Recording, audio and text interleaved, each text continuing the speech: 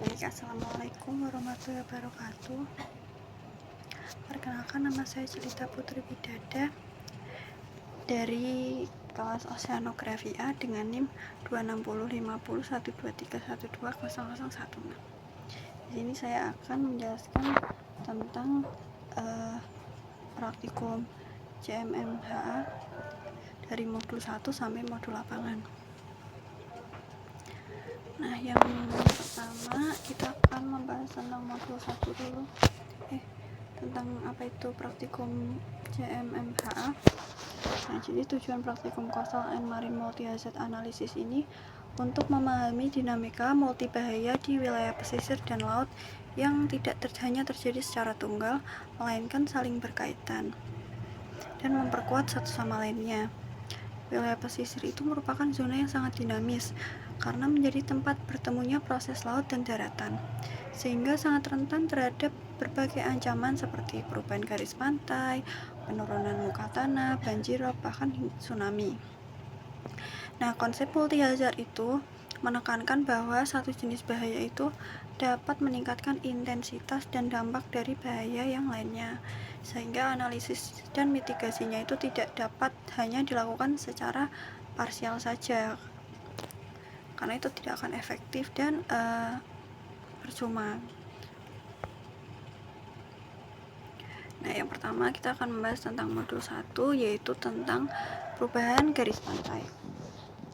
Nah, modul 1 ini kita membahas perubahan garis pantai sebagai fenomena dinamis di laut akibat gelombang, arus, pasang surut, kenaikan muka air laut, serta aktivitas manusia seperti pembangunan pesisir dan kerusakan ekosistem mangrove.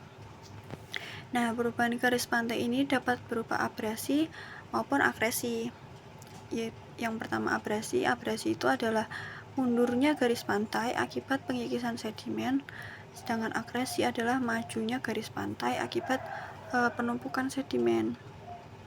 Nah, analisis perubahan garis pantai dilakukan menggunakan citra satelit Landsat multitemporal dan metode DSAS untuk mengetahui laju abrasi dan akresi di wilayah pesisir Kota Semarang.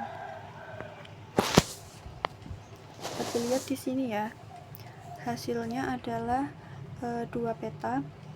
Yang pertama, yang atas itu adalah peta abrasi-akresi yang terjadi di Kota Semarang. Yang merah itu adalah abrasi, sedangkan yang hijau itu adalah akresi. Kita bisa lihat di sini bahwa warna merah itu lebih banyak daripada warna hijau, yang artinya di Semarang itu dia dominan abrasinya daripada akresinya. Lalu yang di peta bawahnya ini kita bisa melihat itu adalah perubahan garis pantai di Kota Semarang.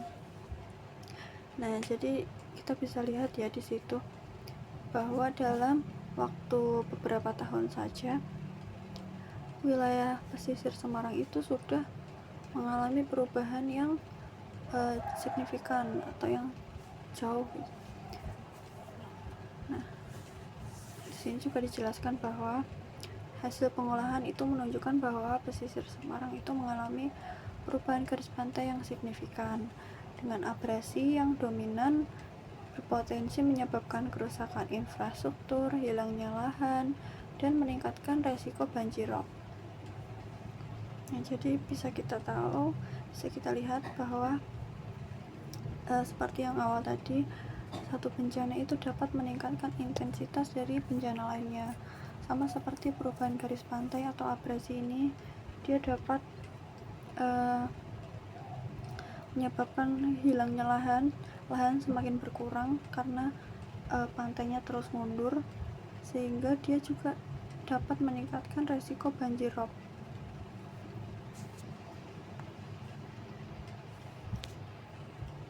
Oke, selanjutnya yang kedua adalah modul land subsidence.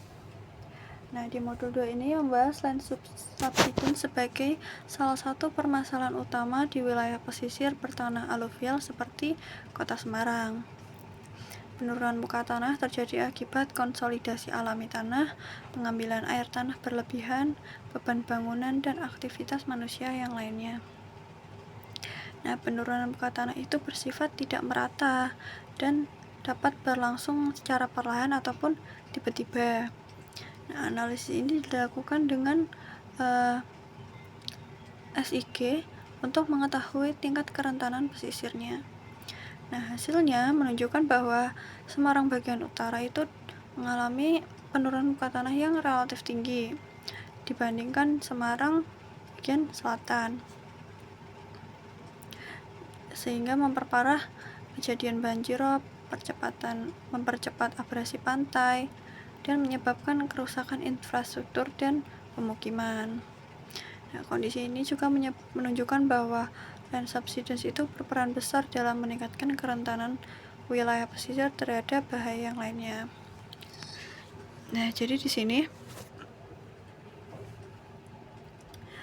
hasil akhirnya itu berupa peta penurunan muka tanah di Kota Semarang.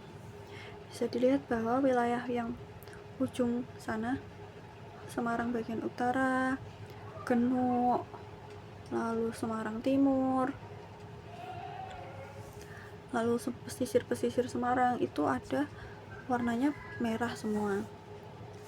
Sedangkan wilayah-wilayah yang lebih ke utara dan barat itu warnanya lebih cenderung hijau. Nah, kenapa hal ini bisa terjadi? Karena tanah-tanah di Genuk, di pesisir Kota Semarang, di Semarang Utara itu dominan tanah aluvial. Dia tanahnya lembut, lunak, dan mudah, nggak keras lah, bukan batu, terbuat dari pasir kebanyakan. Jadi dia mudah untuk turun apabila diberikan beban bangunan yang berat. Lalu apabila air tanah diambil terus-terusan, dia akan turun. Nah, kenapa yang selatannya nggak turun? Karena walaupun Kota Semarang itu didominasi oleh tanah aluvial, kalau yang Semarang Selatan itu adalah wilayah perbukitan, wilayah Semarang atas, bagian atas, sehingga tanahnya itu cenderung lebih keras dan biasanya berupa batu atau tanah-tanah yang bukan pasir. Nah, sehingga walaupun memang ada penurunan muka tanah, itu ada titik-titik merah bisa kita lihat, tapi tidak sebanyak Kecamatan Genuk atau Semarang Utara. Nah, penurunan muka tanah ini tuh dia memperparah bencana-bencana lainnya, terutama banjirop, karena semakin turun tanahnya maka ropnya akan semakin tinggi, rumah-rumah warga akan semakin tenggelam habis. Lalu dia juga mempercepat abrasi pantai dan memicu banyak kerusakan infrastruktur dan pemukiman warga. Baik, selanjutnya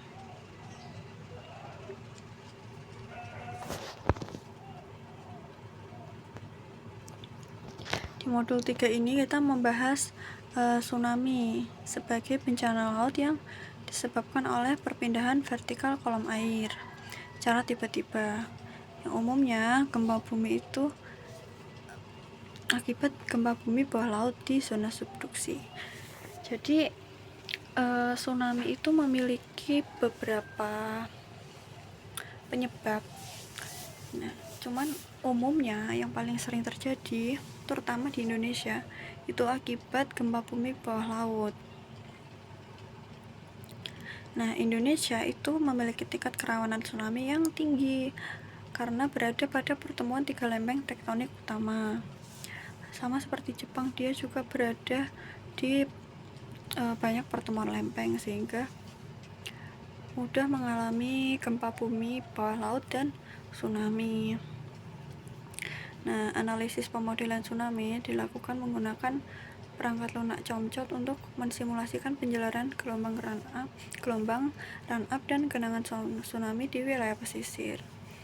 Hasil pemodelan menunjukkan bahwa wilayah pesisir dengan elevasi yang rendah dan kondisi pantai yang sudah terdegradasi memiliki tingkat kerawanan yang lebih tinggi terhadap dampak tsunami.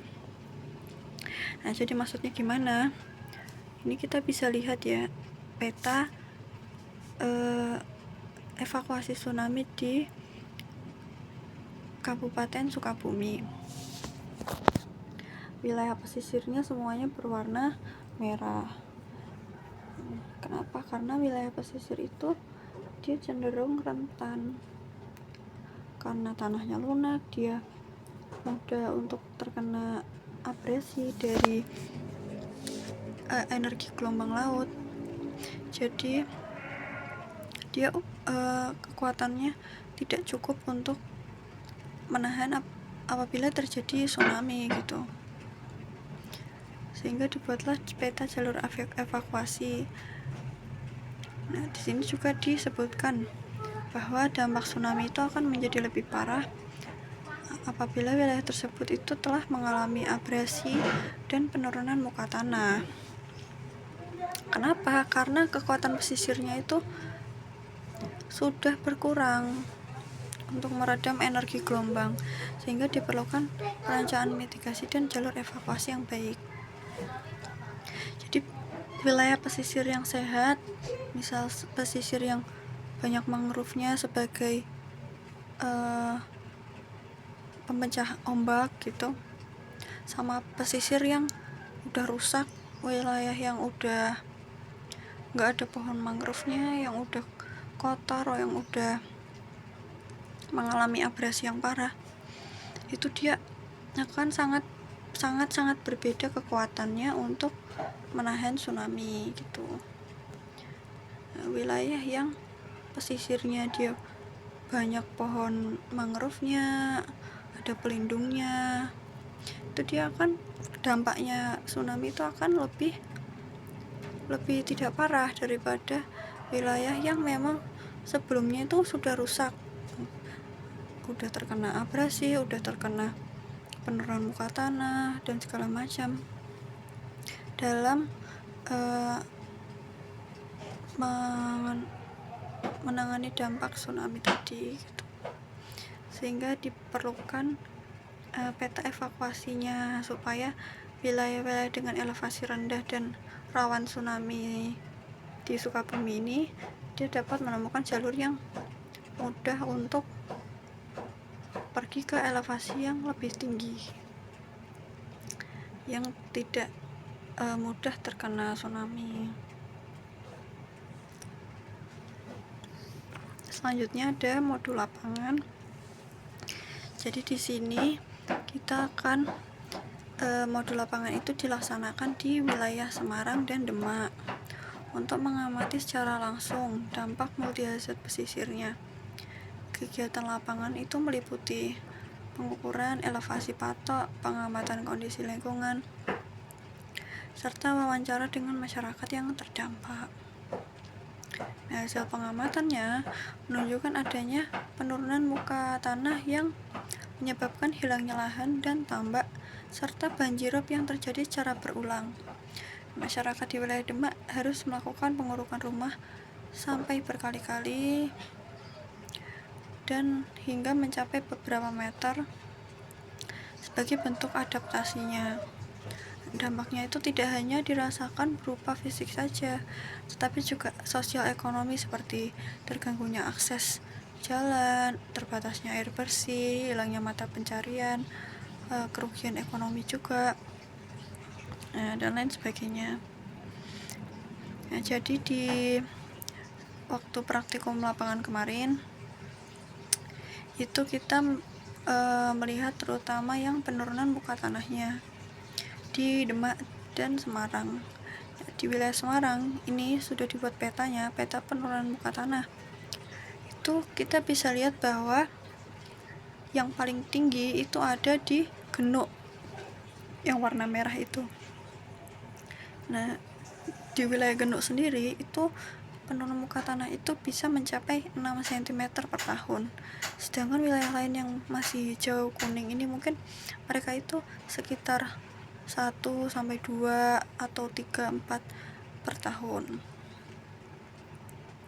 Nah, lalu yang di Demak kemarin itu kondisinya udah bener-bener turun banget, bahkan sampai dalam beberapa tahun itu mereka ninggiin rumah itu sampai 1 meter lebih, mau 2 meter, cuman buat biar rumahnya tuh gak tenggelam.